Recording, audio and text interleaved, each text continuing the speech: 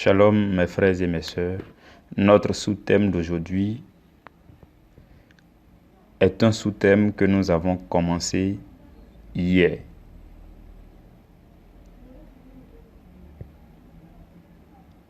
Encore plus de compassion et aussi encore plus de prudence.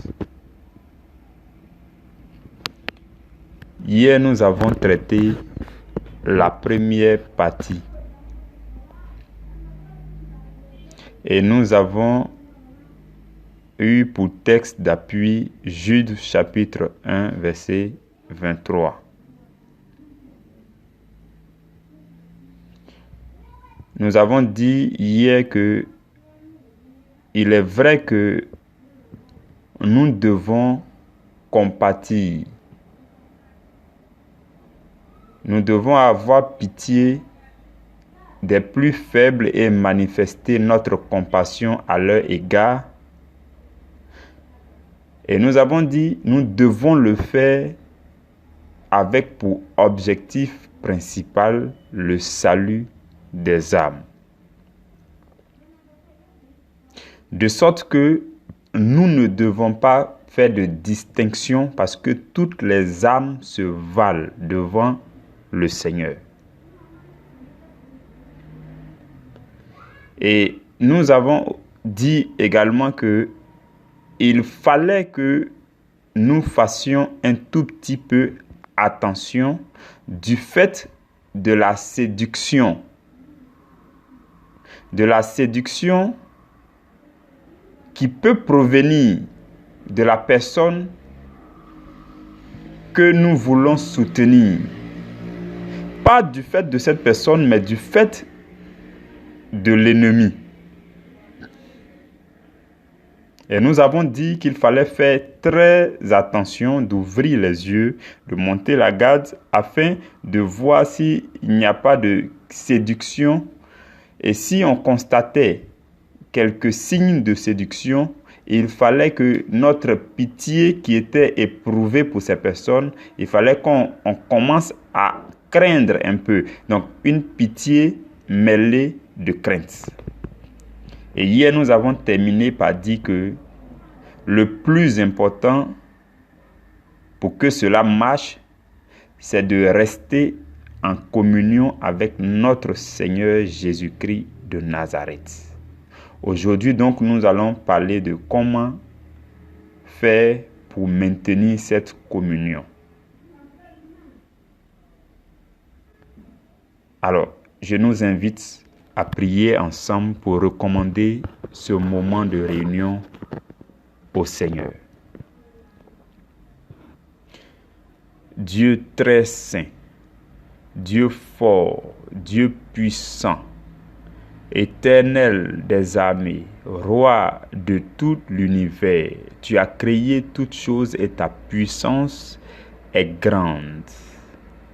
Notre Dieu fidèle, notre Dieu qui nous aime infiniment et qui a envoyé son Fils bien-aimé, son Fils unique, Jésus-Christ, notre Seigneur et Sauveur, afin de nous sauver et nous donner la vie gratuitement. Le salaire du péché, c'est la mort, mais le don gratuit en Jésus-Christ qui nous a été fait, c'est la vie éternelle que nous obtenons en notre Christ Jésus. Seigneur, nous te bénissons. En ce jour, nous te disons que nous sommes tous joyeux de nous réunir autour de toi, notre Seigneur, notre Sauveur, notre Rédempteur, notre Maître, notre Dieu fidèle et grand. Nous te bénissons parce que tu nous rassembles pour enseigner nos cœurs. Seigneur, tu désires nous transformer à la lumière de ta parole, afin de nous utiliser comme instruments de ta gloire. C'est pour cela que tu décides de venir nous façonner, nous enseigner ta parole, afin que la lumière de ta parole éclaire nos cœurs. Nous te bénissons pour ce moment-là encore. Nous te glorifions, Seigneur, en ce jour, parce que tu viens à nous, toi qui es si merveilleux et si glorieux. Béni soit ton Saint-Nom éternel. Amen. Encore plus de compassion et aussi encore plus de prudence. Frères et sœurs dans le Seigneur, aujourd'hui nous allons nous appuyer sur 1 Corinthiens chapitre 9, le verset 27. 1 Corinthiens 9, verset 27. Mais nous allons commencer notre lecture à partir du verset 24. Je lis la parole du Seigneur. Ne savez-vous pas que ceux qui courent dans le stade courent tous, mais qu'un seul remporte le prix? Courez de manière à le remporter. Tous ceux qui combattent s'imposent toute espèce d'abstinence et ils le font pour obtenir une couronne corruptible. Mais nous, faisons-le pour une couronne incorruptible. Moi donc, je cours, non pas comme à l'aventure, je frappe, non pas comme battant l'air. Et le verset qui nous intéresse, le verset 27, il dit, mais je traite durement mon corps et je le tiens assujetti, de peur d'être moi-même rejeté après avoir prêché aux autres. Frères et sœurs, voici le verset que nous avons à méditer en ce jour. C'est l'apôtre Paul qui s'adresse au peuple de Corinthe et qui leur fait des recommandations, qui les interpelle, qui les exhorte. Paul donne d'abord des images, des illustrations à partir du verset 24, où il donne l'image de ceux qui courent, des athlètes qui courent dans un stade. Et il dit que parmi tous ceux-là, en général, il n'y a qu'un seul qui remporte le prix. Et il remporte le prix après une course intense. Et le prix qu'il remporte, il remporte ce prix parce que préalablement, il a dû s'imposer toute forme d'abstinence lors de ces séances d'entraînement. Et il dit en fin de compte, c'est la couronne qu'ils obtiennent, ceux qui remportent le prix. La couronne qu'ils obtiennent après leur course, c'est une couronne corruptible. Alors que nous sommes en train de courir dans le sens spirituel, où nous sommes en train de travailler, nous sommes en train d'aller vers le salut éternel. Et Paul dit que la couronne qui nous est réservée est plutôt une couronne incorruptible, une couronne éternelle, une couronne qui ne peut pas périr.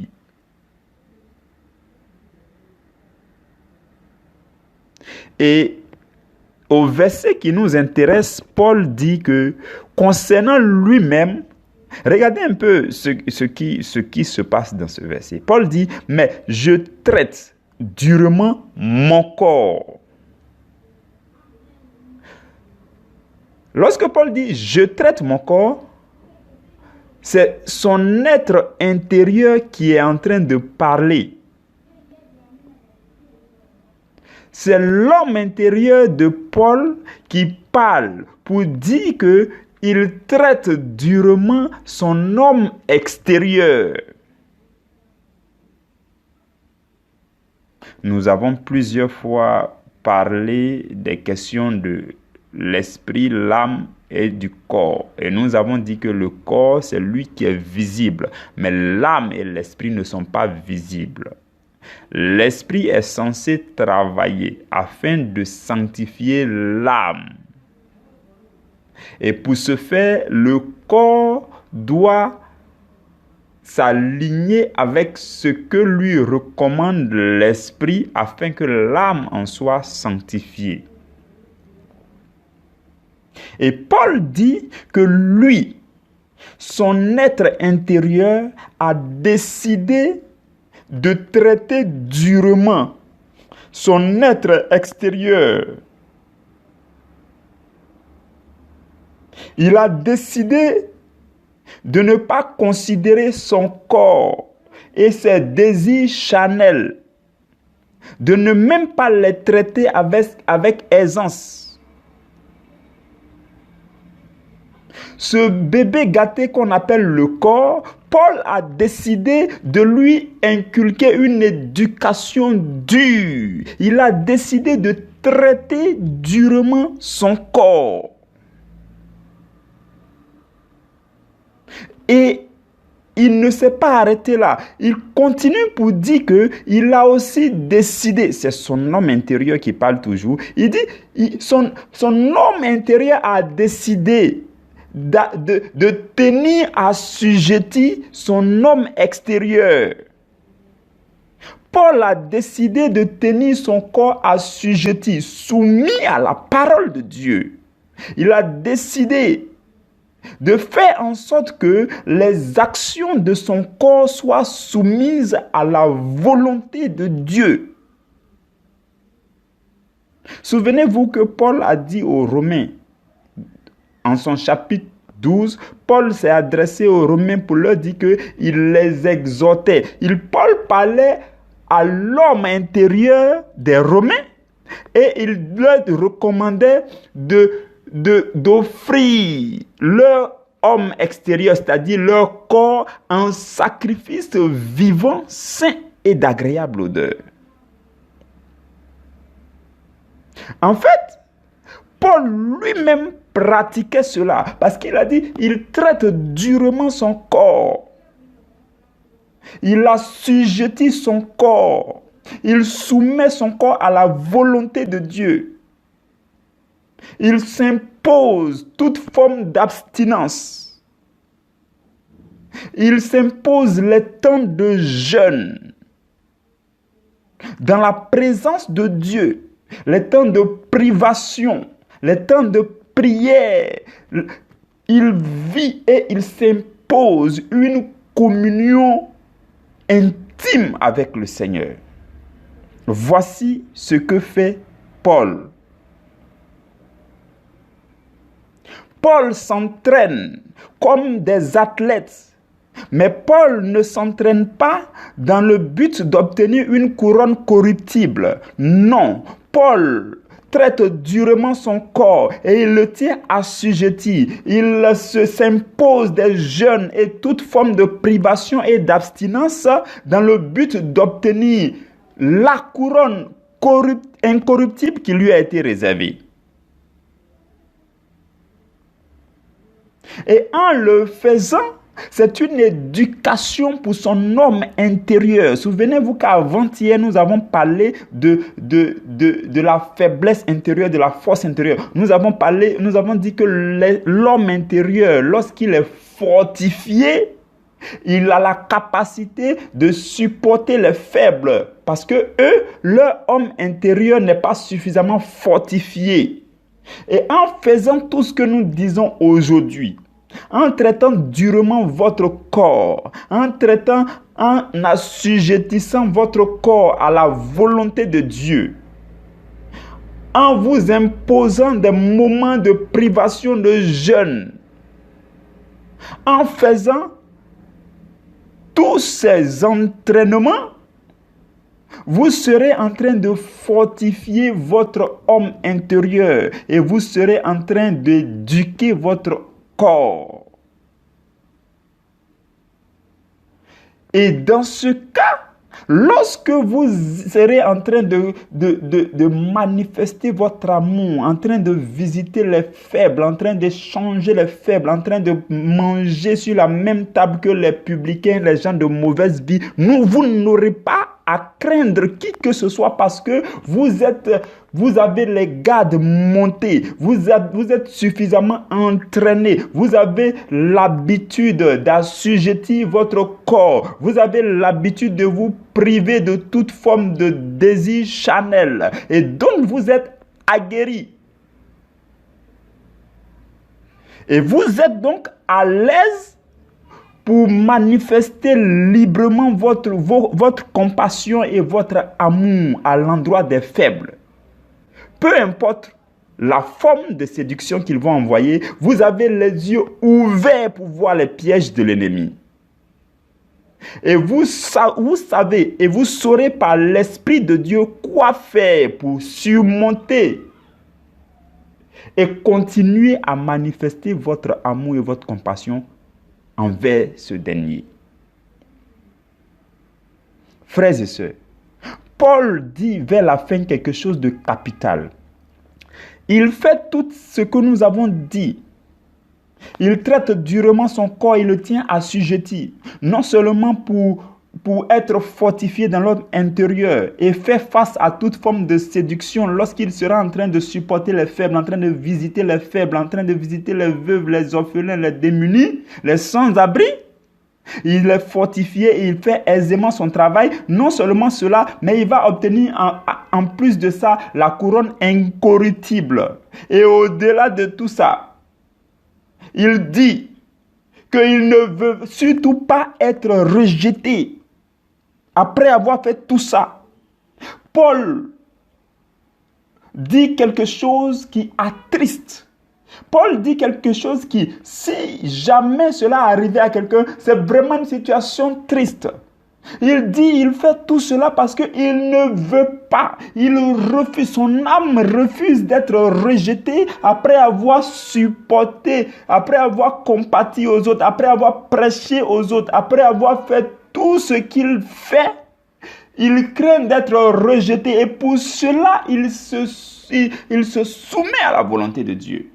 Il traite durement. Paul est en train de nous dire qu'il n'a pas permis à son corps de l'envoyer en enfer.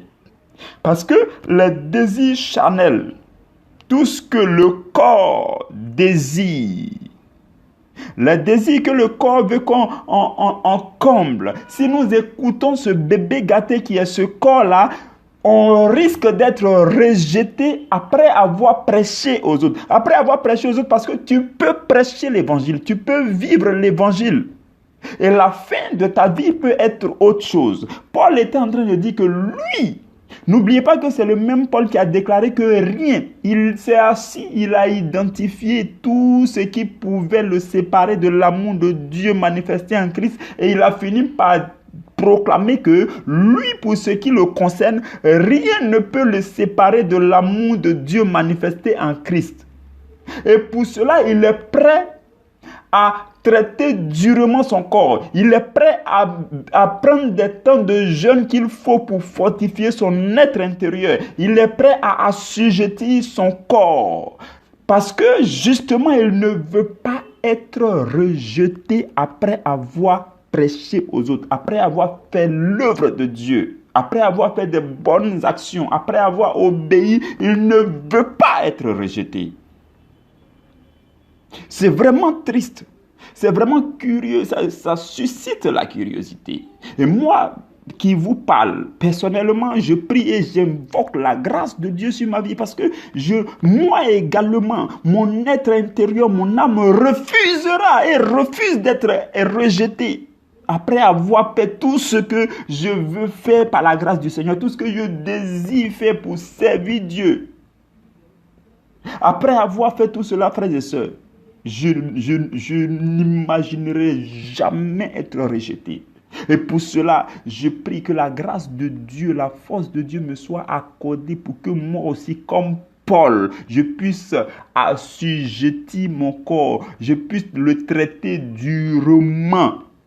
Et je vous le souhaite également. C'est ce que le Seigneur nous demande en ce jour. Le Seigneur nous demande de fortifier notre homme intérieur. Le Seigneur nous demande de traiter durement notre corps. Frères et sœurs, vous m'écoutez, et ce que Dieu nous demande, c'est de ne pas mettre les besoins de nos corps en priorité, mais les besoins de l'esprit et de l'âme. L'esprit et l'âme désirent, par exemple, demeurer dans l'adoration, dans la prière, sans cesse dans la méditation. Frères et sœurs, donnez à l'esprit et à l'âme ce qu'il désire, au lieu de toujours donner au corps les désirs charnels qu'il demande.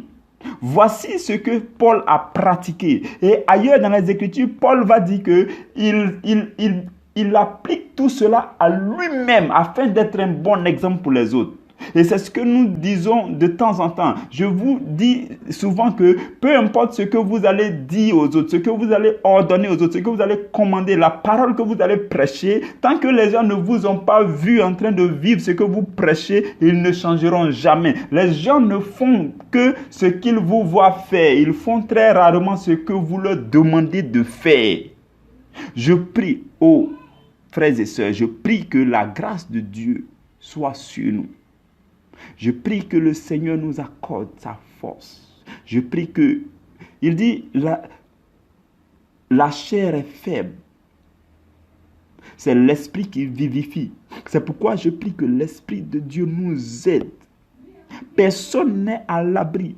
C'est la grâce de Dieu seulement qui nous soutient.